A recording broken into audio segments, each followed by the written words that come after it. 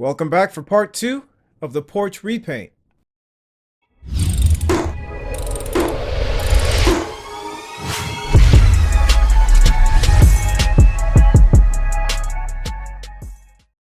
Alright, so now we're ready to paint the porch, but there are a few things to address before we can slap on the paint.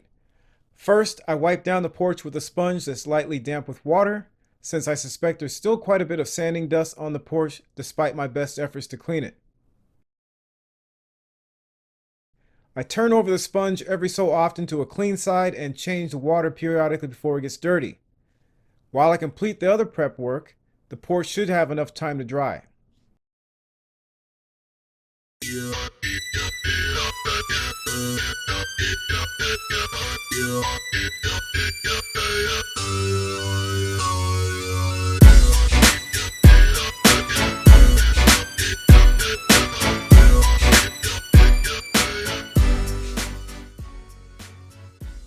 Now we'll get down to business, so I'm going to tape the areas where I don't want primer and paint to go. There are lots of different tape options out there, but I like using frog tape. This happens to be 1.5 inch or more precisely 1.41 inch tape.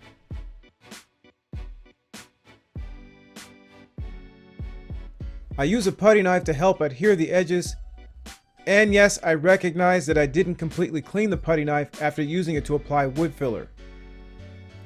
One thing to add here is that all the surfaces to be taped are free of dirt.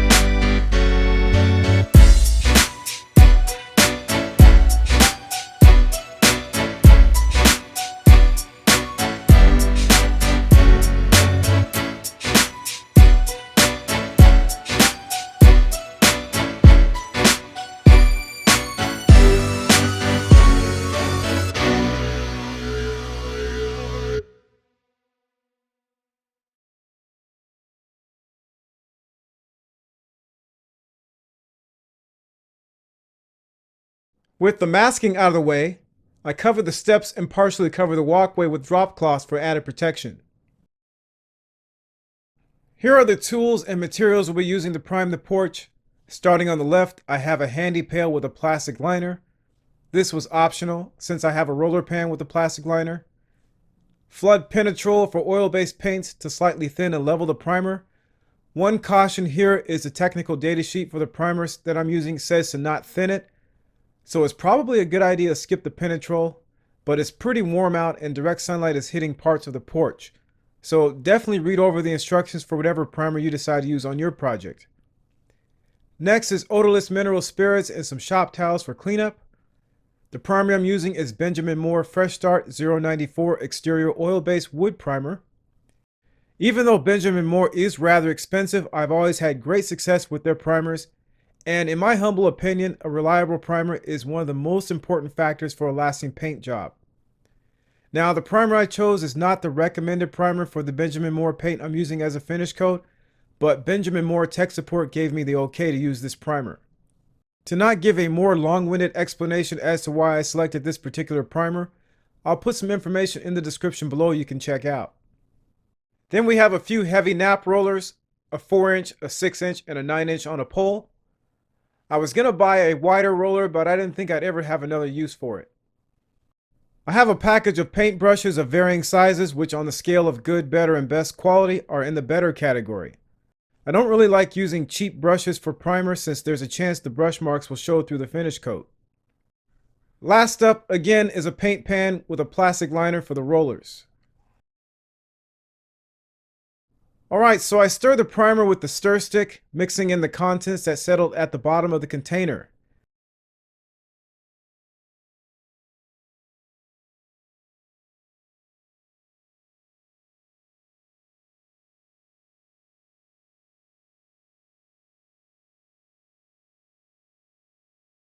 I poured about half the container into the handy pail to mix it with a little penetrol.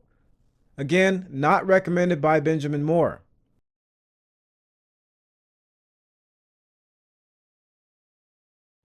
With oil-based paints, it's important to clean the rim of the container before it dries, since the dried paint will make it very difficult to reinstall the lid.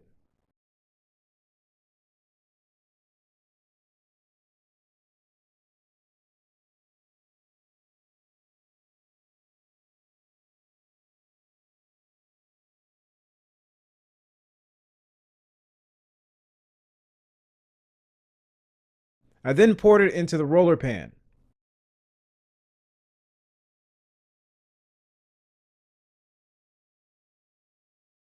I start with a small brush at the back of the porch, and one mistake I made was that I didn't alternate often enough between using the brushes and the roller to smooth out the brush marks, and the primer started drying faster than I expected.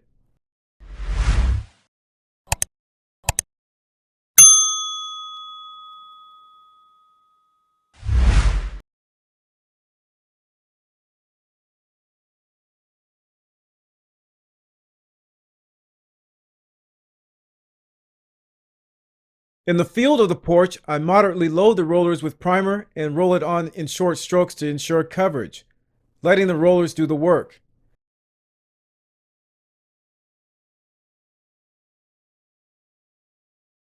And I try to remember to finish off the areas using longer strokes to even things out.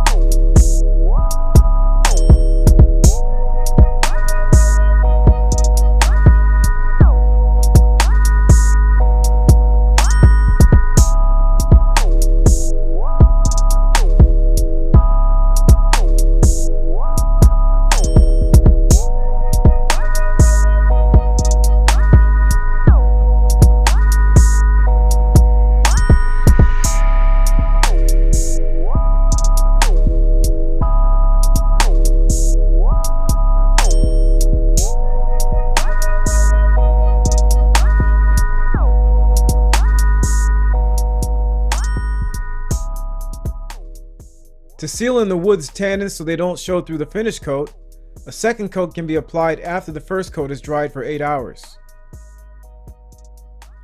Once the primer fully dried, I inspected the tape to make sure it was still fully adhered. Also, I sanded down noticeable roller marks with 180 grit sandpaper on a block.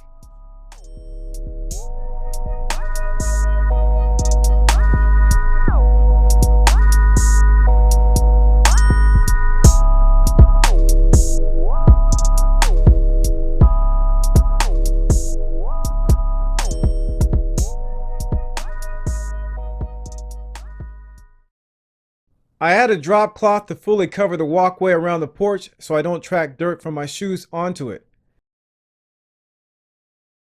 And I clean the soles of my shoes with all-purpose cleaner and let them air dry.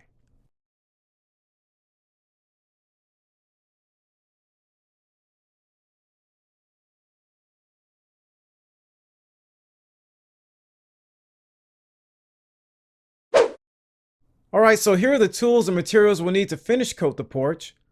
On the upper step, again, we have a metal pan with a plastic liner. The cool thing about this paint pan is it does actually have a non-stick coating for acrylic or latex paints, but I decided to use a plastic liner anyway. Next is a bucket with some clean water for cleanup. On the next step down, there's a bag of rags for cleanup, some Benjamin Moore Floor and Patio paint, Benjamin Moore paint extender which acts as a thinner and helps the paint to lay smoother, 4-inch, 6-inch, and 9-inch heavy nap rollers, and the handy paint pail. On the lowest step, there's some Homax Tread Tex, which is a sandy non-slip additive This is optional. A Wooster Shortcut angled brush, which is one of my favorite brushes for control and access in small areas, and a larger 3-inch brush. Both brushes are higher quality. I open the paint can and stir it. The color is Coastal AF 570, which appears to be a very classic color for this 100-year-old house.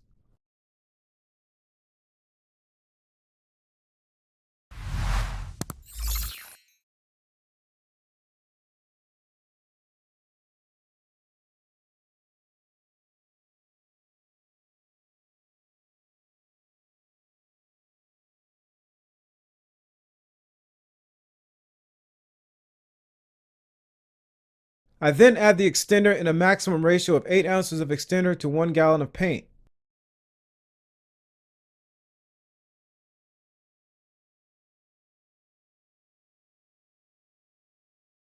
Lastly, I add the Homax Tread Tex. One 16-ounce bag should cover a gallon of paint.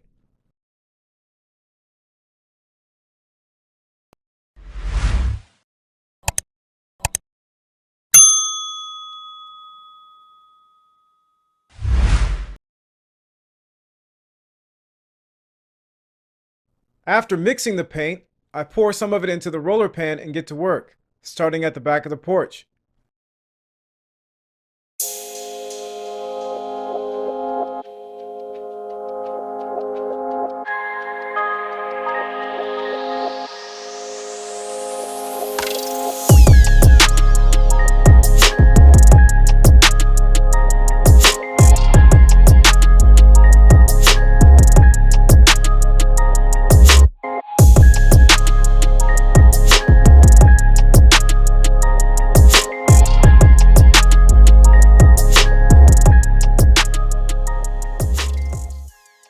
I hit the edges of the porch as I go along to maintain a wet edge.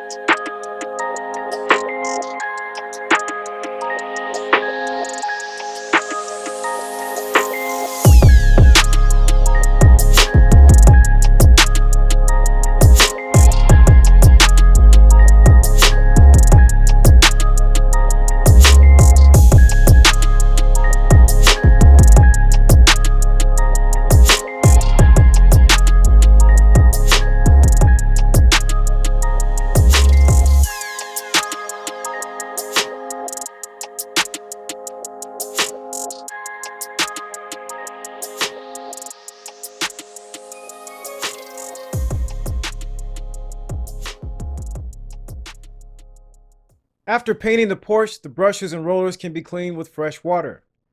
Since I plan on adding a second coat after the 4-hour drying time, I bag the paint-filled rollers and put them in the refrigerator to keep them fresh. The same can be done with the paint brushes.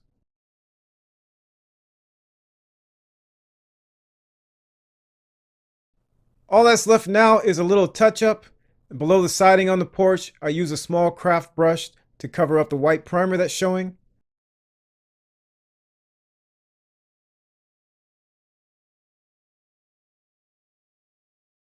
I didn't feel this project would be complete without removing or covering up old paint from previous jobs. I used fine steel wool to remove paint from the front door's aluminum threshold and the security door. A few days later, after giving the paint more time to dry, I painted the lower part of the railings white. I plan on fully repainting the railings sometime in the future.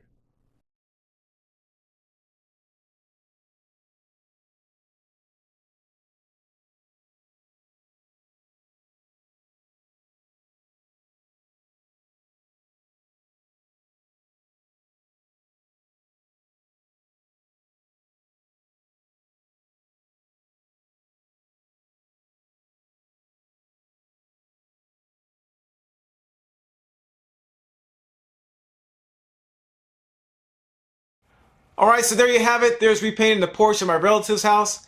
And I wish I had more time on this project. I would have stripped it all the way down to the bare wood and started from there.